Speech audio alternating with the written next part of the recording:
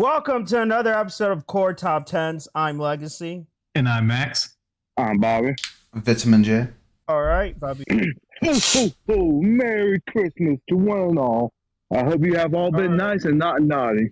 So, a Merry Christmas to all as we go. So, this one is going to be favorite Christmas TV episodes. Like usual, obviously, we always do favorite. So, to make it a little bit better and best, it could be cartoon or live action, as long as you have seen the whole episode. I got a total of 28 different Christmas episodes. I'm honestly surprised it's not more.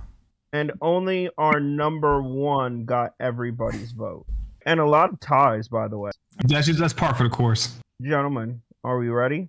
Mm-hmm. Ready.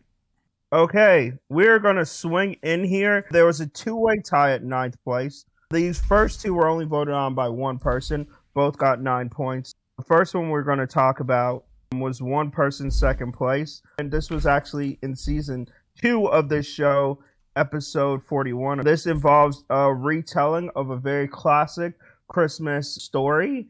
It is the Jetsons' Christmas Carol.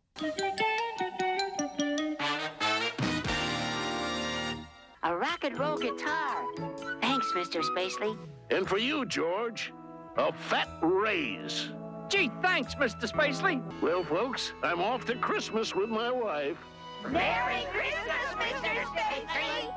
Yeah, I thought I'd be the only one to vote for this. Yeah, that was me. I don't know if I've seen the Jetsons Christmas Carol. I just watched that today. Close. Bro, I'm telling you, I don't remember this. Well, you're not a big Jetsons fan anyway. No, I'm not. I enjoy it. But I like it. Of course, it's like you said, the telling of the Christmas Carol play, which we've all seen a million times. But of course, this is Jetsons-fied. The main character in this one is Mr. Spacely, not George Jetson.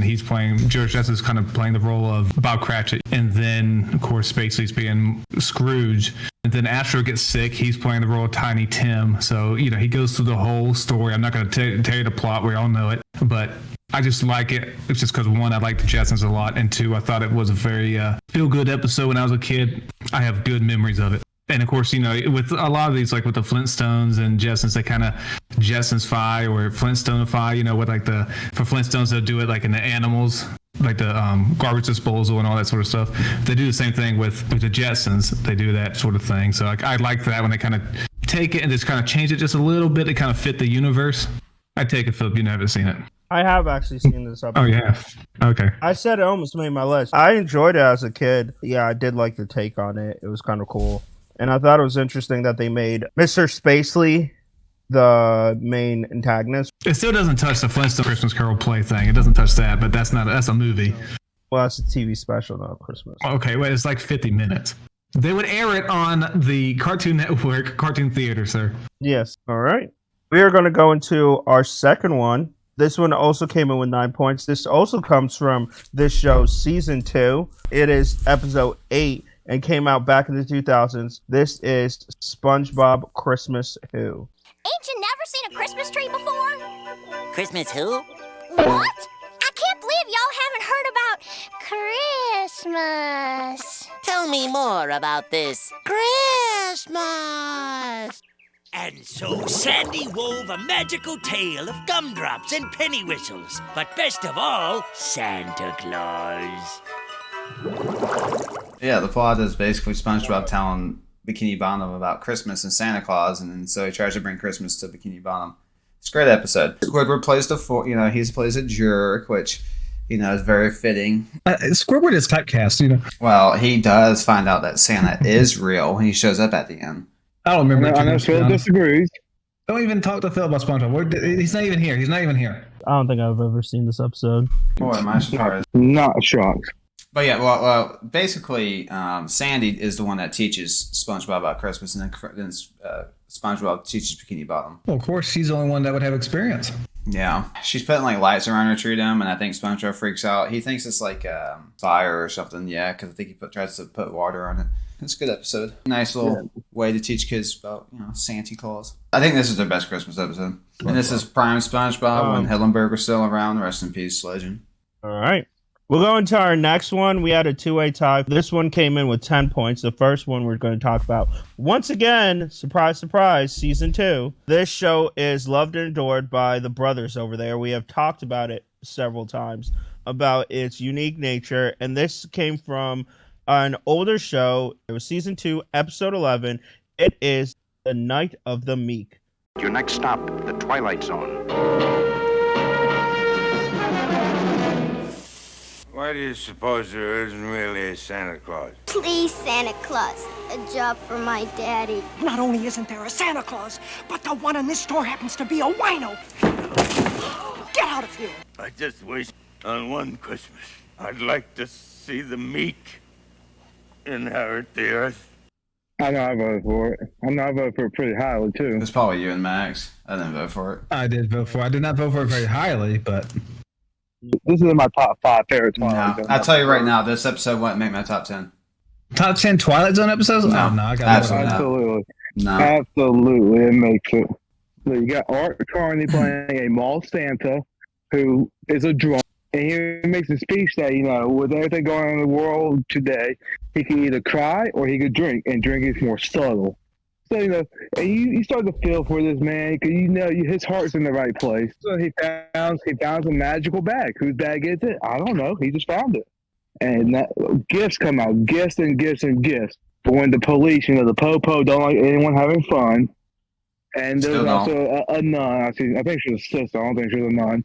She is all uppity. So when they take the bag to the police station, the department store manager comes, and he thinks he's going to bust this dude and send him to jail. So nope, only trash comes out in a cat. And for Twilight Zone, you know how it's always harsh with the ending?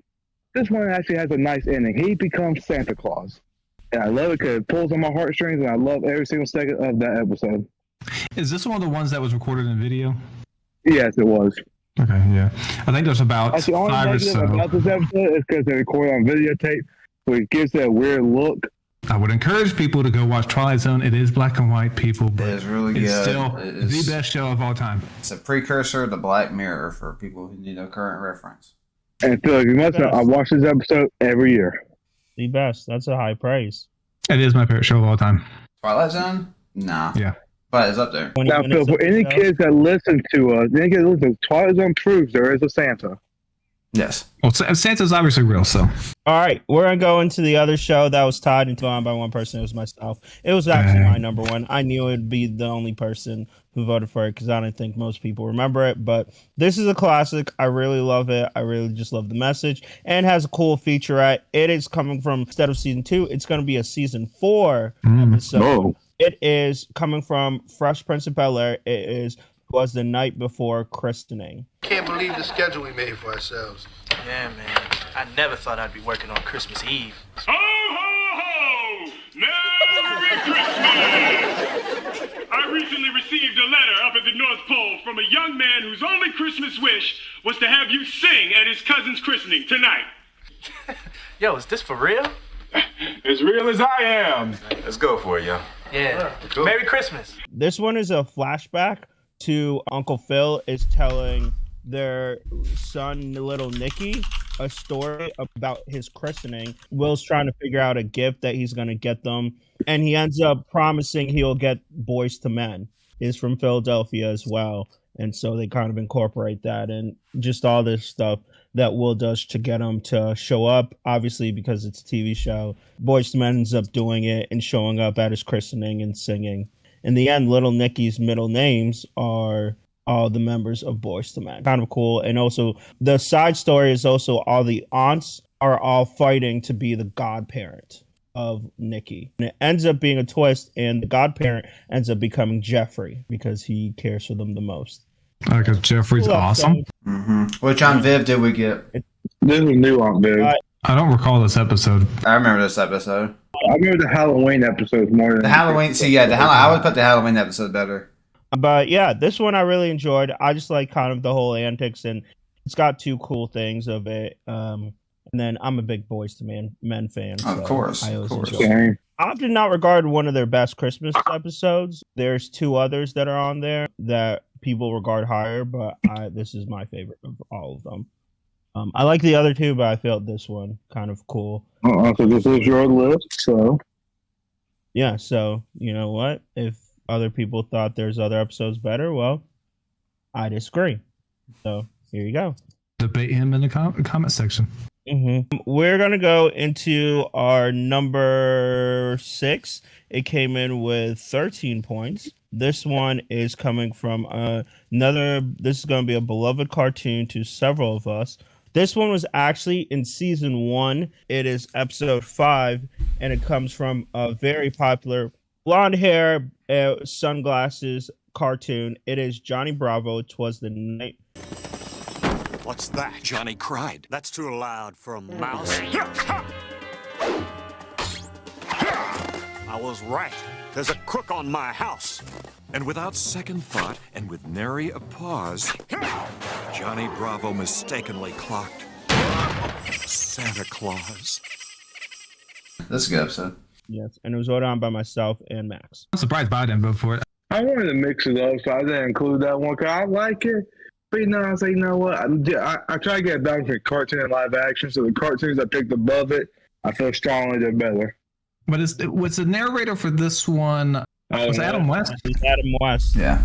But I just like it. He's just narrating. He's reading the story of "Twas the Night." Is this the episode where Santa helps, or Johnny helps Santa? Yeah, he breaks his arm because. Just making sure. There's another one of Johnny Bravo that's longer.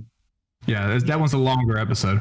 But this one's like he's reading "Twas the Night," obviously, and it's just Johnny Bravo going through the story. He breaks Santa's arm, like y'all said, and then he has to be Santa, and he wants to get his mom this present. So he tries to make amends for breaking Santa's arm because he thought someone was robbing the house. He breaks Santa's arm. He then becomes Santa and has to deliver all the presents. So at the end, Santa gives him the present that he was going to get his mom, and he gives him a little present too. Santa get on boxing gloves. Yeah, he said boxing gloves and basically said he's coming back. He said he's coming back, so he's coming back for him next year. Santa said, "You better put them dukes up next year. I'm coming for mine." Yeah, Santa's coming swinging. But what'd you think about it, Phil? I just enjoy the fun. I'm kind of a sucker sometimes for these. Santa gets hurt and then somebody has to take over.